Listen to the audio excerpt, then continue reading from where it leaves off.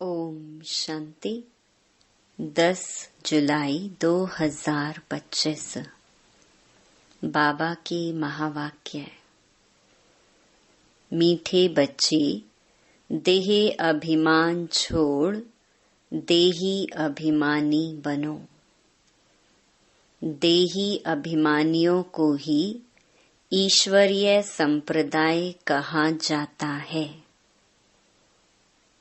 प्रश्न: तुम बच्चे अभी जो सत्संग करते हो, यह दूसरे सत्संगों से निराला है, कैसे?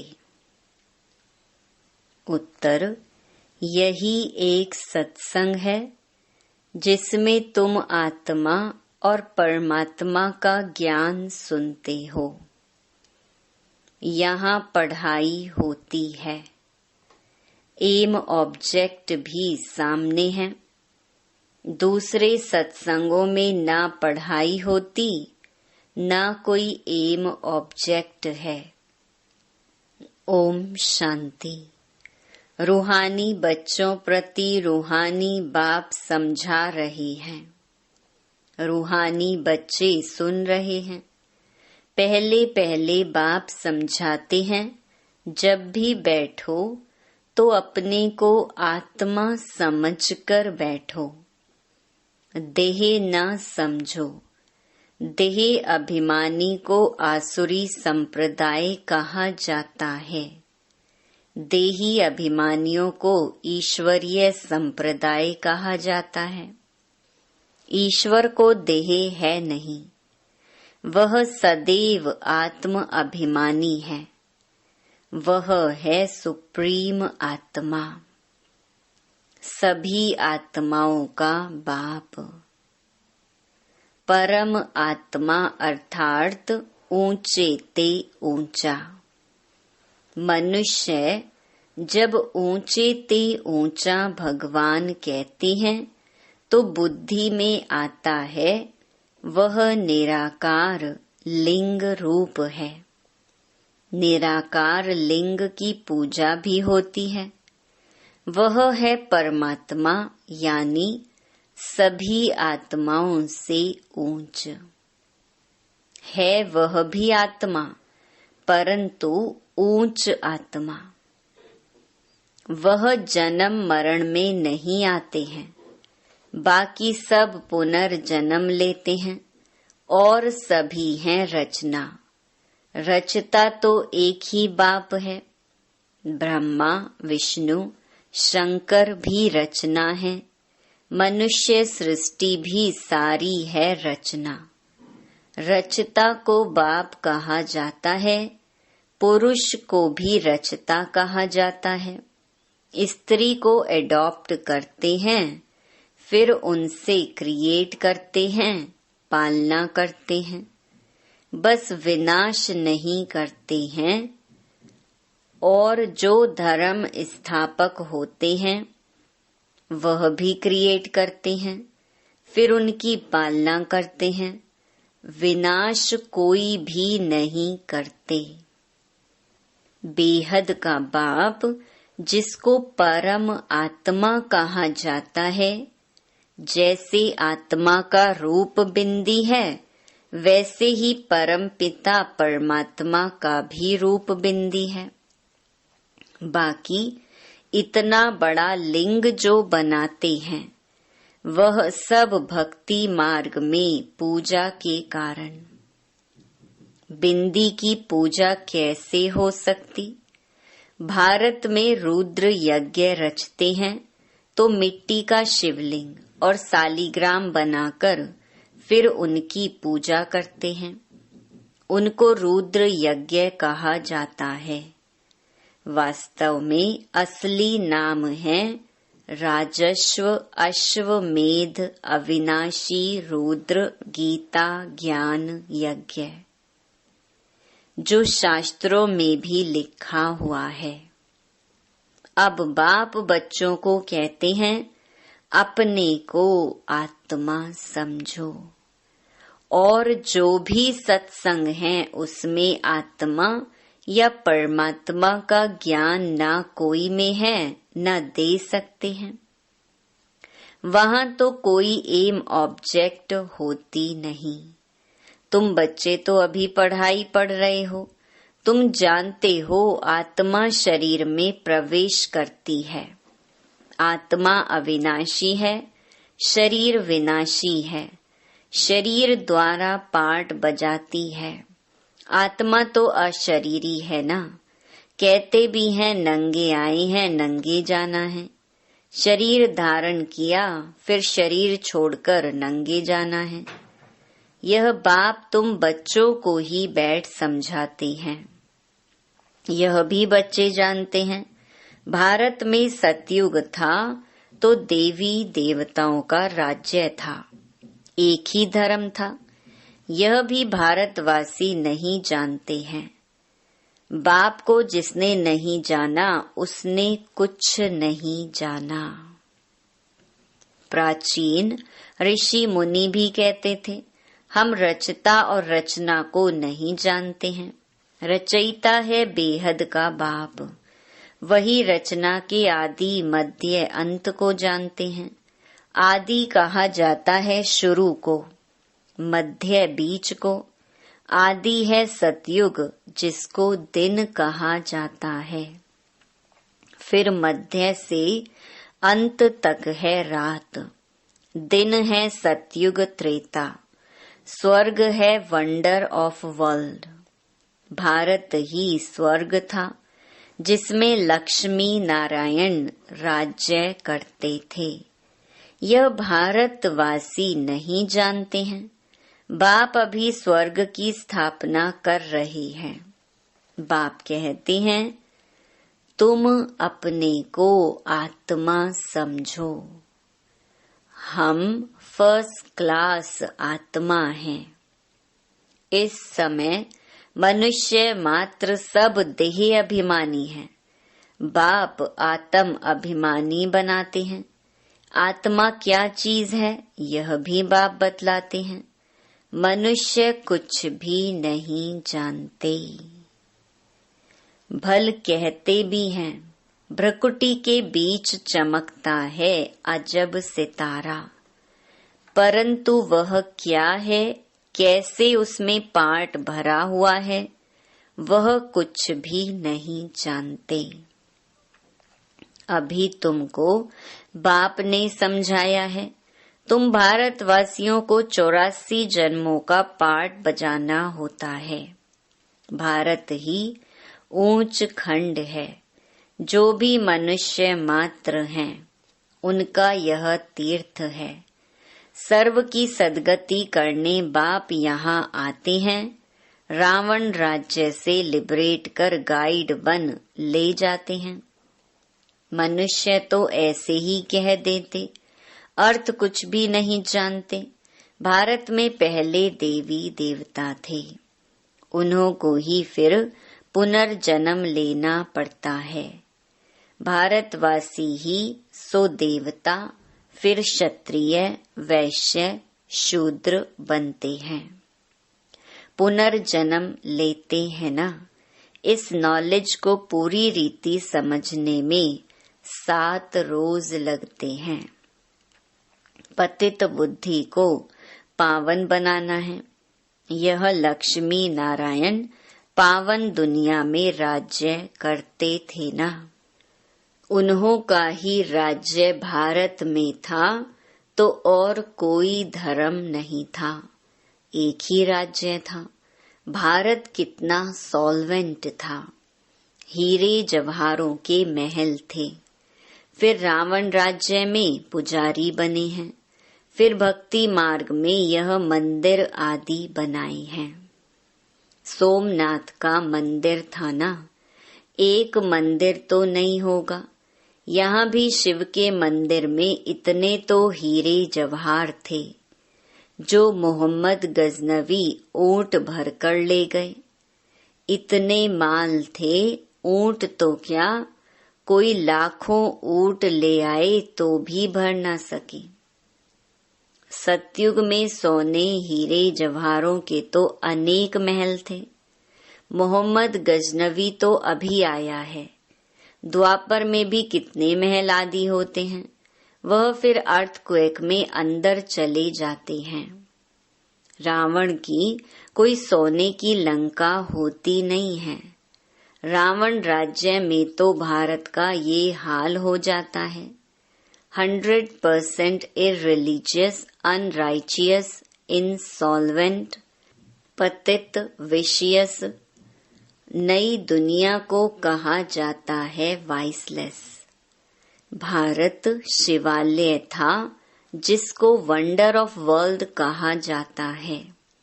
बहुत थोड़े मनुष्य थे, अभी तो करोड़ों मनुष्य हैं। विचार करना चाहिए ना। अभी तुम बच्चों के लिए यह पुरुषोत्तम संगम युग है, जबकि बाप तुमको पुरुषोत्तम पारस बुद्धि बना रहे हैं। बाप मनुष्य से देवता बनने की तुम्हें सुमत देते हैं। बाप की मत के लिए ही गाया जाता है, तुम्हारी गतमत न्यारी। इसका भी अर्थ कोई नहीं जानते।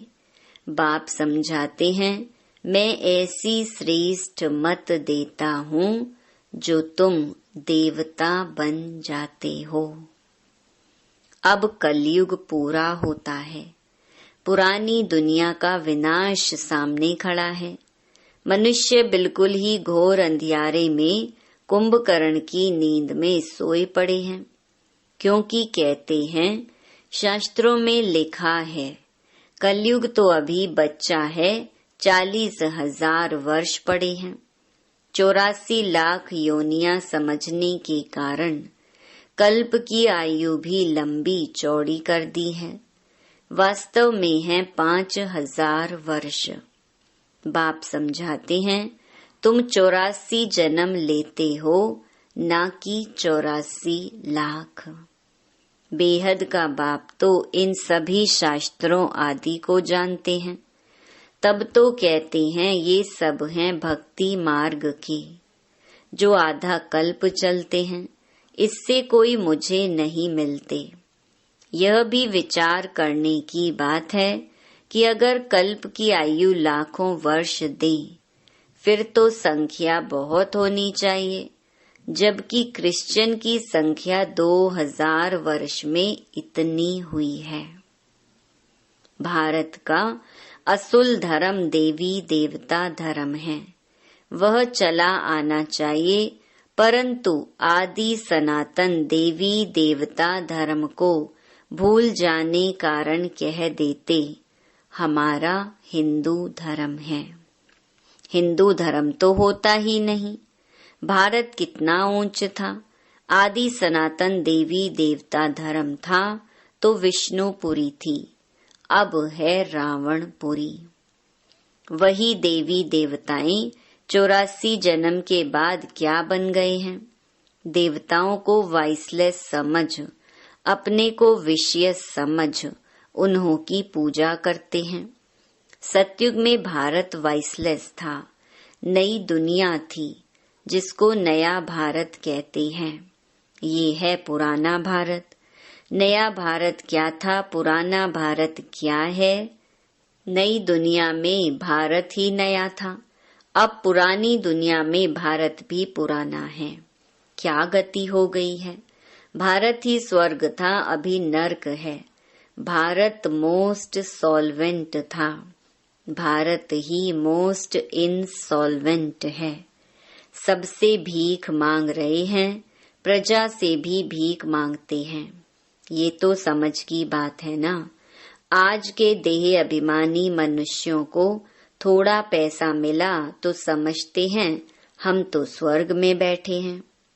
सुख धाम स्वर्ग को बिल्कुल जानते नहीं, क्योंकि पत्थर बुद्धि हैं। अब उन्हें पारस बुद्धि बनाने के लिए 7 रोज की भट्ठी में बिठाओ, क्योंकि पतित है ना। पतित को यहाँ तो बिठा नहीं सकते, यहाँ पावन ही रह सकते हैं।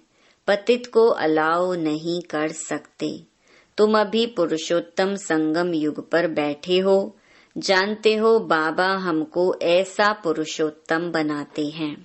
यह सच्ची सत्य नारायण की कथा है। सत्य बाप तुमको नर से नारायण बनने का राजयोग सिखला रहे हैं। ज्ञान सिर्फ एक बाप के पास है जिसको ज्ञान का सागर कहा जाता है। शांति का सागर, पवित्रता का सागर, यह उस एक की ही महिमा है। दूसरे कोई की महिमा हो नहीं सकती। देवताओं की महिमा अलग है, परमपिता परमात्मा शिव की महिमा अलग है। वह है बाप। श्री कृष्ण है देवता, सूर्यवंशी सो चंद्रवंशी सो वैश्यवंशी।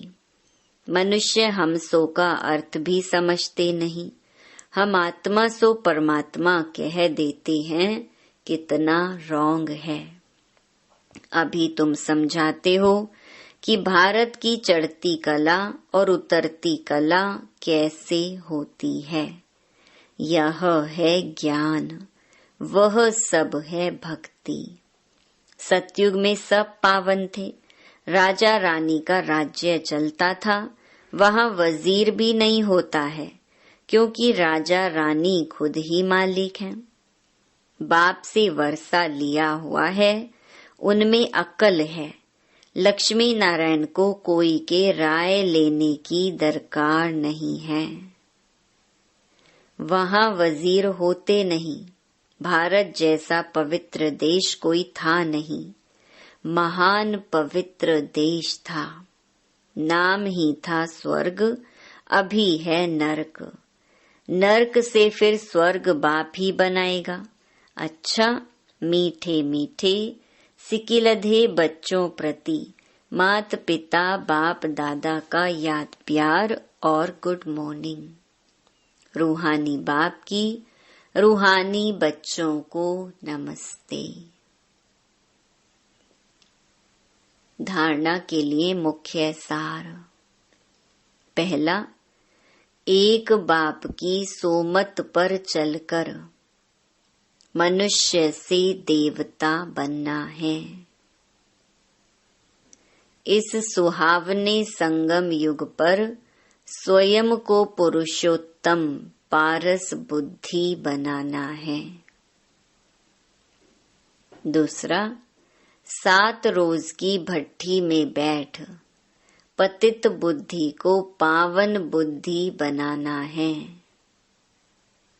सत्य बाप से सत्य नारायण की सच्ची कथा सुन नर से नारायण बनना है। वरदान, हर खजाने को बाप के डायरेक्शन प्रमाण।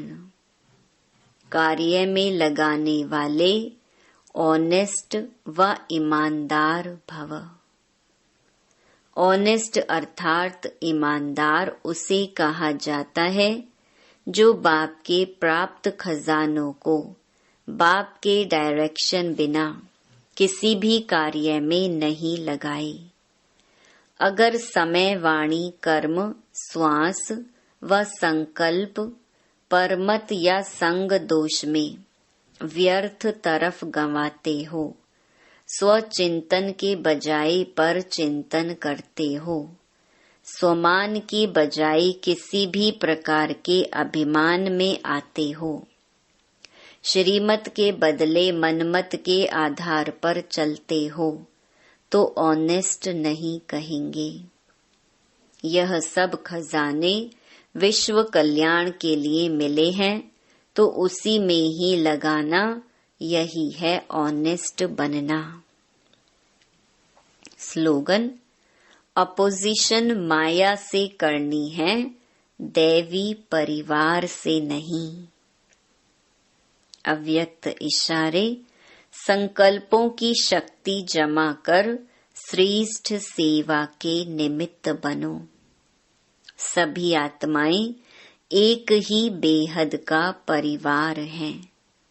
अपने परिवार की कोई भी आत्मा वरदान से वंचित न रह जाए। ऐसे उमंग उत्साह का श्रेष्ठ संकल्प दिल में सदा रहे। अपनी प्रवृत्तियों में ही बिजी नहीं रहना। बेहद की स्टेज पर स्थित हो बेहद की आत्माओं की सेवा का श्रेष्ठ संकल्प करो। यही सफलता का सहज साधन है। अच्छा, ओम शांति।